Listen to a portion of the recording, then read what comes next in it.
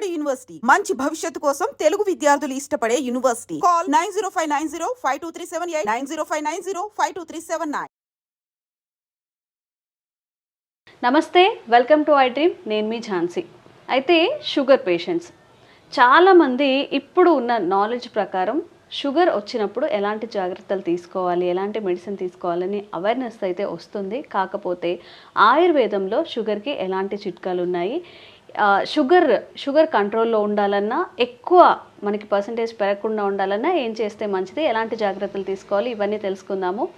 ప్రస్తుతం మనం ఆయుర్వేద వైద్యులు బాలకృష్ణ గారి దగ్గర ఉన్నాము. నమస్కారం అండి. నమస్కారం సార్, ఆఫ్టర్ కరోనా చాలా మందికి చాలా తక్కువ ఏజ్లోనే షుగర్ వచ్చేసింది. అప్పుడు యూజ్ చేసిన స్టెరాయిడ్స్ వల్ల కానివ్వండి, ఆ స్ట్రెస్ వల్ల కానివ్వండి, మెడికేషన్ వల్ల కానివ్వండి, అండ్ పెద్దవాళ్ళలో కూడా ఎంత ఫుడ్ కంట్రోల్ చేసినా కానీ షుగర్ పెరుగుతుంది అని చెప్తూ ఉంటారు. మరి ఈ రెండు కేసెస్లో మీరు ఎలాంటి పేషెంట్స్ని ఈ మధ్య డీల్ చేస్తున్నారు, వాళ్ళు ఎలాంటి జాగ్రత్త తీసుకుంటే మంచిది? మీరు చెప్పినట్టుగా అందులో 100% నిజం ఉంది. ఇంత పూర్వం కొంతవరకు పర్వాలేదు, మెడిసిన్స్తో కంట్రోల్ అయ్యేది. ఆఫ్టర్ కరోనా తర్వాత మీరు చెప్పినట్టుగానే మీ మాటల్లోనే వాస్తవం, రకరకాల మెడిసిన్స్ వాడడం, ఇద్దమిద్దంగా వాడడం, వాటి వల్ల కూడా శరీరం పూర్తిగా దెబ్బతినిపోయి యాంటీబాడీ ప్రొటెక్షన్స్ తగ్గిపోయి ఇంటర్నల్గా తయారవ్వాల్సినటువంటి హార్మోన్స్ క్రమంగా తయారు కాకపోవడం వల్ల ఈ షుగర్ ఇద్దమిద్దంగా పెరిగిపోతుంది. తర్వాత ఇందులో చిన్న వయసు పెద్ద వయసు అని లేకుండా అయిపోయింది. ఏంటి, ఇంతకు పూర్వకాలం 40-50 ఏళ్ళు దాటితే కానీ షుగర్ వచ్చేది కాదు. ఇప్పుడు చిన్న వయసు వారికి, మధ్య వయసు వారికి, 15 ఏళ్ళు, 20 ఏళ్ళు, 25 ఏళ్ళు వాళ్ళకు కూడా వచ్చేస్తుంది. సో అదంతా రావడానికి కారణాలు ఏంటి అసలు అనేది కూడా చూసుకోవాలి. ఫస్ట్ అసలు షుగర్ ఏంటి, షుగర్ ఎందువల్ల వస్తుంది? మన శరీరం మొత్తం హార్మోన్స్ నిలయం, రకరకాల హార్మోన్స్ ఉన్నాయి. థైరాయిడ్ హార్మోన్, అలాగే ఇన్సులిన్ హార్మోన్, మెలోనిన్, టీఎస్హెచ్, అలాగే ఇలా రకరకాల ఎఫ్ఎస్హెచ్, ఎల్ఎస్హెచ్, ఇలాంటి హార్మోన్స్ ఉన్నాయి. రకరకాల హార్మోన్స్ ఉన్నాయి. అలాగే ఇన్సులిన్ అనే హార్మోన్ ఏదైతే ఉందో అది మనకు శరీరంలో ఉన్నటువంటి రక్తంలో ఉన్నటువంటి గ్లూకోజ్ని స్టెబిలైజ్ చేస్తుంది. ఇన్సులిన్ అనే హార్మోన్ మన శరీరంలో ప్యాంక్రియాటిక్ డక్ట్స్ ఉంటాయి, ప్యాంక్రియాటిక్ డక్ట్స్లో ఇన్సులిన్ తయారవుతుంది. ఇన్సులిన్ అనే హార్మోన్ ఏదైతే ఉందో షుగర్ని ఎప్పటికప్పుడుగా కంట్రోల్ చేస్తుంది. ఇలా ప్రతి మనిషికి నార్మల్గా 80 నుంచి 120 మిల్లీగ్రామ్స్ వరకు ప్రతి మనిషిలో ఉంటుంది బ్లడ్లో గ్లూకోజ్ లెవెల్స్. ఆ విధంగా ఉండేటట్టుగా ఈ ఇన్సులిన్ అనే హార్మోన్ సెట్ చేస్తుంది ఎప్పటికప్పుడుగా. మనం ఒక 100 గ్రాముల స్వీట్ తిన్నప్పటికీ ఏమీ కాదు. ప్రతి తినే రైస్లో కూడా షుగర్ ఉంటుంది, గోధుమలలో షుగర్ ఉంటుంది, చాలా ఆహారంలో షుగర్ ఉంటుంది. మనం ఏ ఆహారం తీసుకున్నా గ్లూకోజ్గా మారి శరీరానికి శక్తినిస్తుంది. సో మరి చాలా గ్లూకోజ్ తీసుకుంటాం ఎవ్రీడే. మరి అలాంటప్పుడు పెరిగిపోదు. కారణం ఏంటి అంటే ఇట్ విల్ బి ప్రిజర్వ్, లోపల లివర్లో స్టోర్ అవుతుంటుంది. Liver is a store house for glucose. అక్కడ గ్లూకోజ్ స్టోర్ అవుతుంది. ఎప్పుడైతే మనకి తగ్గిపోతుంది, శరీరంలో చక్కెర స్థాయిలు తగ్గిపోతాయి, అలాంటప్పుడు లివర్ నుంచి రిలీజ్ అయ్యి రక్తంలోకి వచ్చేస్తుంది. అదంతా బ్యాలెన్స్ చేయడానికి రెగ్యులేటర్గా ఇన్సులిన్ పనిచేస్తుంది. ఎప్పటికప్పుడుగా సమానంగా ఉండేటట్టు ఇన్సులిన్ అనే హార్మోన్ పనిచేస్తుంది. ఇన్సులిన్ అనే హార్మోన్ సరిపోయేంతగా శరీరంలో ఉత్పత్తి కాని పరిస్థితుల్లో ఈ షుగర్ రక్తంలో పెరిగిపోతుంది. అది ప్రధాన కారణం అనమాట. అది మూలం తెలుసుకోవాలి కొంచెం, అందుకోసం ఇంట్రడక్షన్ చెప్పాల్సి వచ్చింది. సో మరి చిన్న పిల్లలకి ఎందుకు వస్తుంది, పెద్దవాళ్ళకి ఎందుకు వస్తుంది అనేదానికి కూడా కారణాలు ఉన్నాయి. రకరకాల ఆహార పద్ధతులు, మనం ఉండేటటువంటి జీవన విధానం, జీవన శైలి సమంగా లేదని చెప్పాల్సిందే ఖచ్చితంగా. ఎందుకంటే ఎంతసేపు కూడా ప్యాకేజ్డ్ ఫుడ్, ప్యాకేజ్డ్ వాటర్ తాగుతుంది. Packaged food should not eat, packaged drinking water should not drink. ఇది ప్రధాన కారణం. ఎక్కడ పడితే అక్కడ ఫాస్ట్ ఫుడ్ సెంటర్లో, అక్కడ రకరకాల ఏరియాస్లో ఆహారం తీసుకోవడం జరుగుతుంది. ఆ ఆహారం అంతా కూడా మన ఒంటికి సరిపడట్లేదు. దానివల్ల షుగర్ అనేది విజృంభించి పెరిగిపోతూ ఉంటుంది. అది ఒక కారణం. సమయాలు తినకపోవడం, సరిగా నిద్రించకపోవడం, వేళకాని వేళల్లో నిద్రించడం, వేళకాని వేళల్లో భోజనం చేయడం, ఈ రెండు తప్పే. ఏం చేస్తున్నాం, అర్ధరాత్రి 12 గంటల వరకు ఎప్పుడూ మేలుకతో నుండి ఉదయం 12 గంటలకు లేస్తున్నారు. So it is very miraculous. అది చాలా డ్యామరేజ్ అనమాట, శరీరానికి చాలా నష్టం కలగజేస్తుంది. ఇవన్నీ కూడా పరిగణలోకి తీసుకోవాల్సిన అవసరం ఎంతైనా ఉంటుంది. జనరల్గా ఏం చేయాలి, ఉదయం మామూలుగా సాయంత్రం 9-10 గంటలకు నిద్రించేసి ప్రొద్దున 5-6 గంటలకు నిద్ర లేవాల్సిన అవసరం ఉంటుంది. ఇది నిద్రా సమయం. మినిమం 8 గంటలు పడుకోవాల్సిన అవసరం ఉంటుంది. అలాగే ఆహారం కూడా ఉదయం 8 నుంచి 10 గంటల లోపు బ్రేక్ఫాస్ట్ చేయడం, మధ్యాహ్నం 12 గంటల నుంచి 2 గంటల వరకు లంచ్ చేయడం, మధ్యాహ్న భోజనం. అలాగే సాయంత్రం 4 గంటలకి స్నాక్స్, పళ్ళు అలాంటివి తీసుకోవచ్చు, కాఫీ, టీ. నైట్ 8 గంటల నుంచి 9 గంటల లోపు భోజనం చేయాల్సిన అవసరం ఉంటుంది. రాత్రి భోజనం తర్వాత ఒక అరగంట రెస్ట్ ఇచ్చి ఆ తర్వాత పడుకోవాల్సిన అవసరం ఉంటుంది. ఇది భోజనం సమయం. ఈ విధంగా చేయాలి. ఇవేవి పాటించట్లేదు. అది కూడా ప్రధాన కారణం అన్నమాట. శరీర అవయవాలు సరిగ్గా పనిచేయట్లేదు, సరైనటువంటి హార్మోన్స్ రిలీజ్ కావట్లేదు. అందువల్ల హెచ్చు తగ్గులు జరుగుతున్నాయి. మీరు ఇందాకడే గారి ఇంటర్వ్యూలో ఏంటి, కరోనా తర్వాత షుగర్ తగ్గడం లేదు, ప్రాబ్లం ఏంటి, అసలు కారణాలు ఏంటంటే ఇది కారణాలు. భోజనం సరిగ్గా చేయట్లేదు, అలసత్వం. ఏముందిలే ఒక పూట స్వీట్ తినేద్దాం, లేకపోతే మామిడి పండు తినేద్దాం, అరటి పండు తినేద్దాం, ఒక పూటకి పిసరంత చక్కెర వేసుకుందాం, లేదా బెల్లం వేసుకుందాం షుగర్ లేకుండా అని వేసేసుకొని వాళ్ళంతటా వాళ్ళుగా షుగర్ పెంచుకునే వాళ్ళు చాలామంది ఉన్నారు. బెల్లం కూడా యూజ్ చేయకూడదు. తాటి బెల్లం అసలు స్వీట్స్ ఏవి తినకూడదు. ఈ రోజుల్లో ఏమైంది, స్వీట్స్ తినొద్దు అని మేము స్ట్రిక్ట్గా చెప్పేటప్పటికి నాన్ డయాబెటిక్ స్వీట్స్ అని చెప్పేసి డయాబెటిక్ స్వీట్స్ అని షుగర్ పేషెంట్స్ కోసం స్వీట్స్, షుగర్ పేషెంట్స్ కోసం బిస్కెట్స్ ఇలా తయారవుతున్నాయి మార్కెట్. అదంతా మార్కెట్ మాయ తప్పితే ఏం లేదు. కనుక అలాంటి స్వీట్స్ ఏవి తినకూడదు, బాగా గుర్తుపెట్టుకోవాలి. ఓకే. నిజంగా ఇన్సులిన్ రెసిస్టెన్సీ వల్లనే మనకి షుగర్ వస్తుంది కాబట్టి ఎలాంటి పదార్థాలని షుగర్ వచ్చిన వాళ్ళు అవాయిడ్ చేయాలి? ఫ్రూట్స్ కానివ్వండి, ఆహారపు అలవాట్లు. మీరు అన్నట్టుగా ఎలాంటి ఆహారం తినకూడదు అనేది చూడాలి. ప్రధానంగా స్వీట్స్ తినకూడదు, శర్కర, బెల్లం, తాటి బెల్లం, ఇతరత్ర. ఓకే.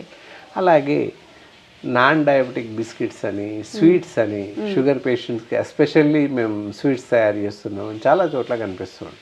అలాంటి ఏవి కూడా తినకూడదు. అదంతా మార్కెట్ మాయా అని గుర్తుంచుకోవాలి శ్రోతలు. తినకూడదు.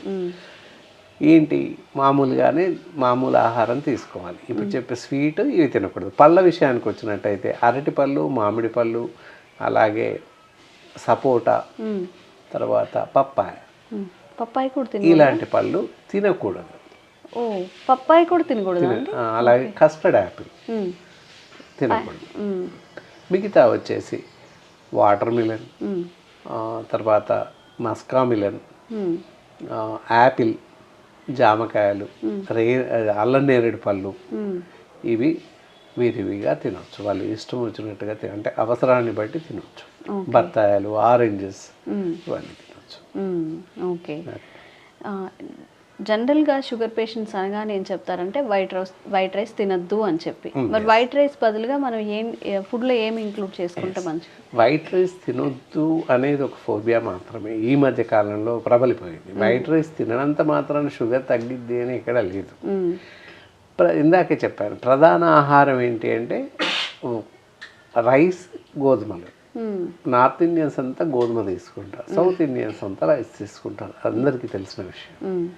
ఎస్, రైస్లో షుగర్ ఉంటుంది, గ్లూకోజ్. అలాగే గోధుమల్లో కూడా గ్లూకోజ్ ఉంటుంది. ఇంతకు పూర్వం ఏంటంటే సబ్స్టెన్స్ రైస్కి బదులుగా గోధుమ తీసుకోండి అని చెప్పేవాళ్ళు. సింపుల్గా విరివిగా దొరుకుతుంది, ఇన్స్టెంట్. వాటికి బదులుగా రైస్కి బదులు, ఎందుకంటే రైస్ కన్నా కాస్త తక్కువ లెవెల్స్ షుగర్ ఉంటుందని గోధుమ తీసుకోండి అని చెప్పేవాళ్ళు. ఇది ఈ మధ్య కాలంలో ఏంటి, ఈ మధ్య ఎప్పటికీ ఉన్నాయి, జొన్న, సజ్జలు ఇలాంటివి తీసుకోవచ్చు, రాగులు కూడా తీసుకోవచ్చు. థైరాయిడ్ లేనట్లయితే రాగులు తీసుకోవచ్చు, అదర్వైజ్ థైరాయిడ్ ఉన్నట్లయితే తీసుకోకూడదు.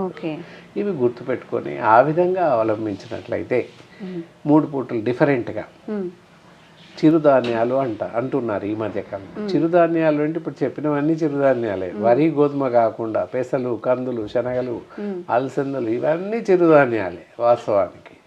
అయితే మనం తినాల్సిన ఏంటి అందులో అంటే జొన్నలు, సజ్జలు, రాగులు, ఇవి మార్చి తీసుకుంటున్నట్లయితే కొంతవరకు మనం కాపాడుకోవచ్చు. ఓకే, ఒకే రకమైన ఆహారం కాకుండా అలా అన్ని ఇంక్లూడ్ చేసుకొని చెప్పినటువంటి సామలు, ఊదలు కూడా తీసుకోవచ్చు. అవే తినాలి, అవి తింటే తగ్గిద్ది అని కాదు. అవి తింటే తగ్గిద్ది అని ఒక రకమైన ఆలంబనకు వచ్చేసి మందులు వాడడం మానేశారు చాలామంది. రైస్ తినకూడదు, ఇవి తింటే సరిపోతుంది అని మామూలు వాళ్ళు కూడా రైస్ మానేసి అవి తినేసి పూర్తిగా పేషెంట్ అయిపోయిన వాళ్ళు చాలామంది ఉన్నారు, బెడ్ రిటర్న్ అయ్యి.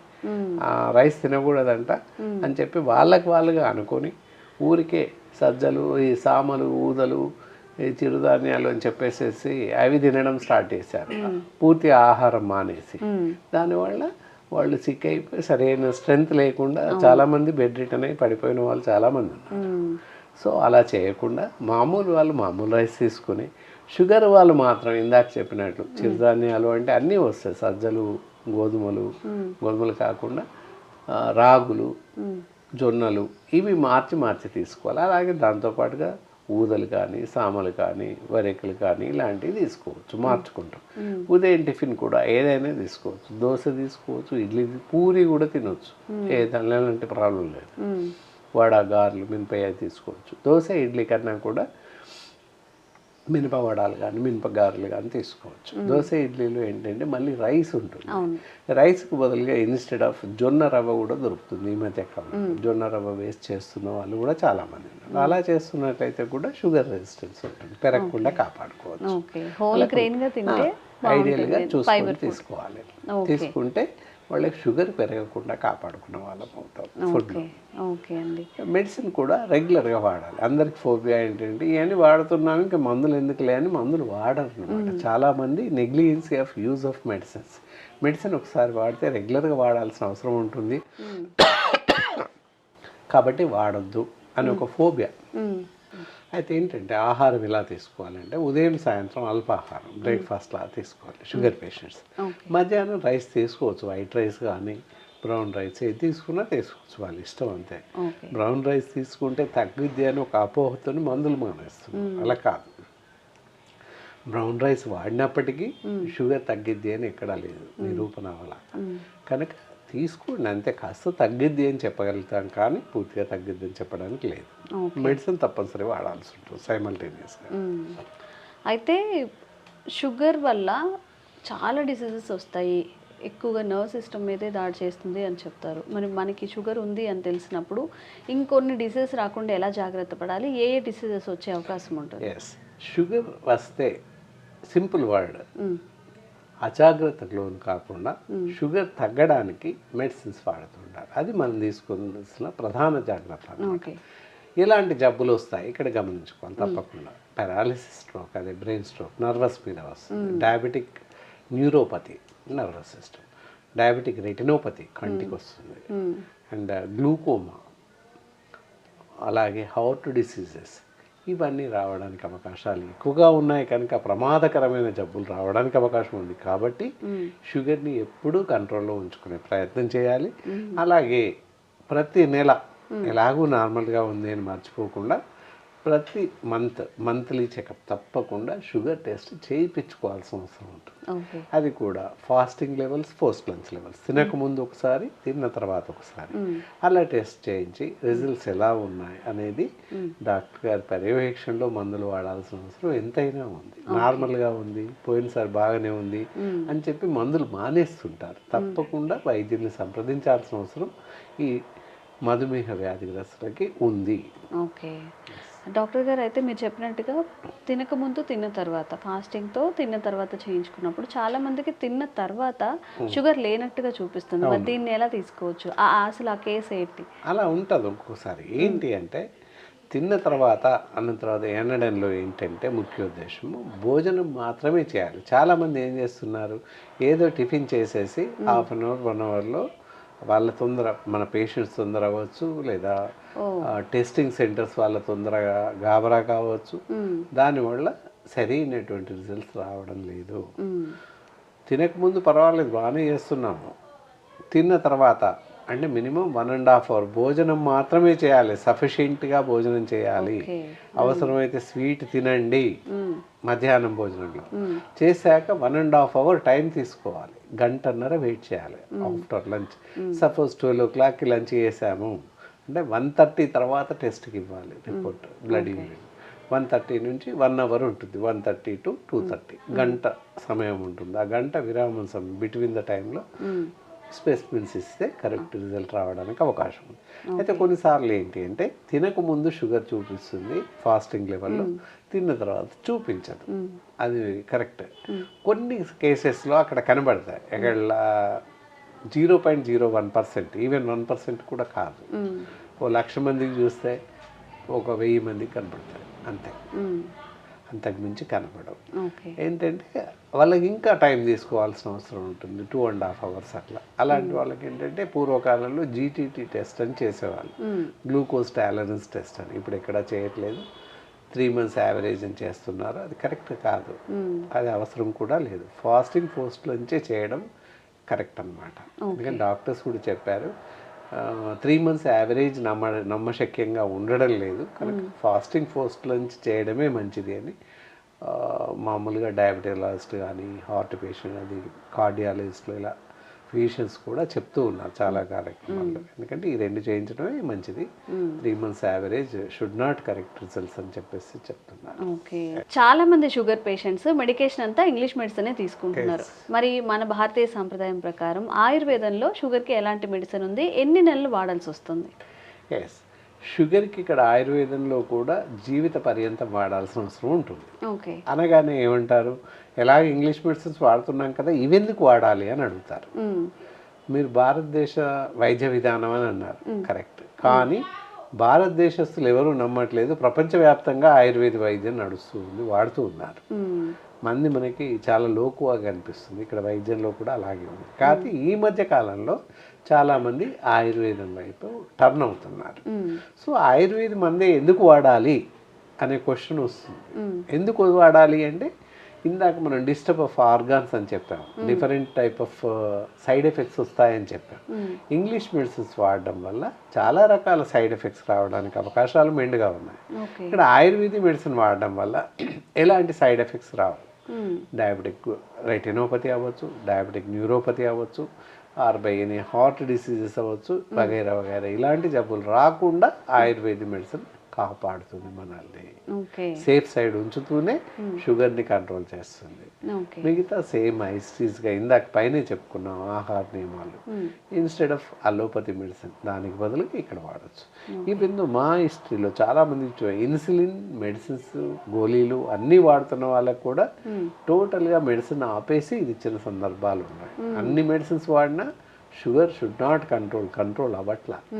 ఉదయం, మధ్యాహ్నం, సాయంత్రం ట్యాబ్లెట్స్ షుగర్ వేస్తూ ప్రొద్దున సాయంత్రం ఇన్సులిన్ ఇస్తున్నప్పటికీ షుగర్ 450 లెవెల్లో ఉంది పోస్ట్ లంచ్లో. ఫాస్టింగ్లో 350, 250 ఆ స్టేజ్లో ఉంటుంది. అలా చాలామంది పేషెంట్స్ని చూశాను. అలాంటి వాళ్ళకి ఇంకా మందే పని చేయట్లేదు అని ఆ యాప్ వేసేసి ఇచ్చేసాము. ఓకే, దాంతో వాళ్ళకి 1-2 monthsలో ఎవ్రీ మంత్ కాస్త తగ్గి 3-4 months కల్లా నయం అవుతుంది. అయితే ఎంతకాలం వాడాలి అంటే ఇది కూడా రెగ్యులర్గా వాడాలి, మందు మానేయాల్సిన అవసరమే లేదు. ఇక్కడ షుగర్కి వచ్చేసి ఈ మెడిసిన్ మధుర యోగ్ అని చూస్తున్నారు కదా, ఈ మధుర యోగ్ అనే పౌడర్ని ఉదయం, సాయంత్రం మామూలుగా 1 స్పూన్, 1 స్పూన్ 1/2 cup గోరువెచ్చటి నీళ్ళలో భోజనానికి అరగంట ముందుగా తీసుకున్నట్లయితే బాగా పనిచేస్తుంది. ఉదయం, సాయంత్రం ఈ విధంగా తీసుకోవాలి. తీసుకుంటే వాళ్ళకు ఉన్నటువంటి షుగర్ అదుపులో ఉంటుంది. ఓకే, ఈ మధ్య కాలంలో షుగర్ రివర్స్ చేసుకోవచ్చు, వచ్చిన షుగర్ని తగ్గించుకోవచ్చు అని చెప్తున్నారు. ఈ మెడిసిన్ వాడితే తగ్గుతుంది, తగ్గిపోతుందా? నార్మల్కి వస్తుంది, నార్మల్ స్టేజ్. ఎవరికైనా ఇప్పుడు మీకుంటుంది, నాకుంటుంది, ప్రతి మనిషికి షుగర్ ఉంటుంది. షుగర్ లేకుండా మనిషి లేడు. శక్తి అంటేనే extra energy means glucose. Okay, అంతే. పూర్తిగా రివర్స్ చేసుకోవడానికి అవుతుందా? అసలు ఇంకా షుగర్ లెవెల్స్ లేవు, మనకి నార్మల్ పర్సన్లా ఉన్నారు అనేది ఇది మందు వాడుతుంటే నార్మల్కి వచ్చేస్తుంది. డైట్ కంట్రోల్ చేస్తూ ఇది చేస్తే నార్మల్ స్టేజ్కి వచ్చేస్తుంది. థ్యాంక్ యూ అండి. నమస్కారం.